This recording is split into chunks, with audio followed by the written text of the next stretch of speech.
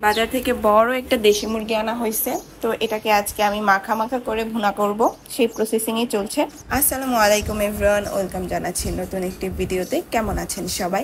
এই যে মুরগিটা ভালোভাবে ধুয়ে কেটে বেছে রেখে দিচ্ছি, আর সাথে তো আলু না হলেই না। আমার কাছে মাংস রান্না করলে সেটার মেন মজাই মনে হয় আলু। তারপর এখানে নাইলা শাক একবার ধুয়ে রেখে দিচ্ছি, তো এটা সিদ্ধ করব। তার সাথে দিয়ে দিচ্ছি কাঁচামরিচ আর পরিমাণ মতো লবণ।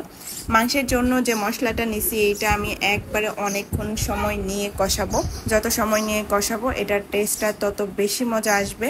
আমি কষানোর সময় অনেকটা গরম মশলা অ্যাড করে দিই, তারপর নামানোর আগে একটু গরম মশলা অ্যাড করি, এতে করে তরকারিটা অনেক ফ্লেভারফুল হয়। মশলা কষানোর পর আমি মুরগির মাংস পুরোটাই দিয়ে দিচ্ছি। এখানে পুরোটা মুরগি আমি আজকে রান্না করব, যদিও আমাদের দুইজনের একটা মুরগি পুরোপুরি লাগে না। আমি কি করি, যতটুকু খাওয়ার ততটুকু খাই আর বাকিটা একটু ফ্রিজে সংরক্ষণ করে রেখে দিই। তারপর চলে গেছিলাম তাকরিমকে নিয়ে পার্কে। ময়মনসিংহে এবার 3 দিন যাবত বৈশাখী অনুষ্ঠান চলছে, তো সেটারই এরকম একটা অংশ ছিল। পার্কে অনেক মানুষ ছিল, সবাই এই অনুষ্ঠানে গান শুনছিল। মোটামুটি এত ভিড় প্রায় অনেকদিন পরেই দেখলাম, যেহেতু ভিড়ের মধ্যে এত বের হওয়া হয় না। আর ভালোই গরম ছিল, এই গরমের মধ্যে মনে হচ্ছিল না যে ফুচকা খাই। ফুচকার দোকান পছন্দের গুলা চোখের সামনে দিয়ে গেল, মনে হচ্ছে না যে একটু বসি। তারপরে এই যে আমার বাবাটা খোলামেলা জায়গা পেয়ে এত দৌড়াদৌড়ি শুরু করছে, আমরা যে সাথে দাঁড়িয়ে আছি সেটারও কোনো তাল নেই তার, সে একা একাই খেলে যাচ্ছে। সারাক্ষণই সে বন্দিই থাকে ধরতে গেলে। যদিও আমাদের বাসায় বড় বেলকনি আছে, এরকম সচরাচর শহরের বাসায় বেলকনি আর খোলামেলা এখন খুবই কমই পাওয়া যায়।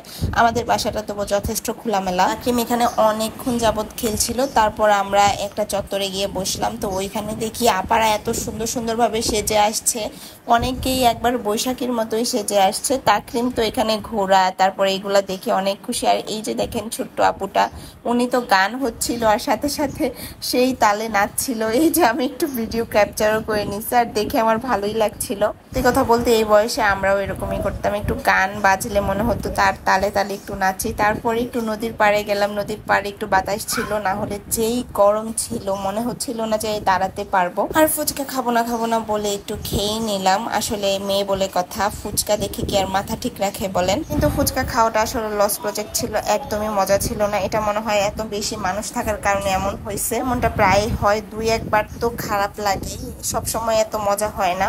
যাই হোক, নেক্সট রুবেল মামার দোকানে খেতে হবে ফুচকা। পরে এই যে উনি একা একা নদীর পাড়ে দাঁড়ায় আছে, উনাকে আর কি বলবো। আমি আমার মতো ভিডিও করি, উনি উনার মতো নদী দেখে মানুষ দেখে। যাই হোক, এই যে আমি নিজেকে একটু ভিডিও করে নিচ্ছি, আমাকে সে কোনোদিনও ভিডিও করে দেয় না। এতে আমার এখন কোনো আফসোসও নেই, আমি আমার নিজের ভিডিও নিজেই করি। বাসায় এসে এত গরমের মধ্যে ঠান্ডা ঠান্ডা ফালুদা খেলাম, একবারে আত্মার শান্তি হয়ে গেছে।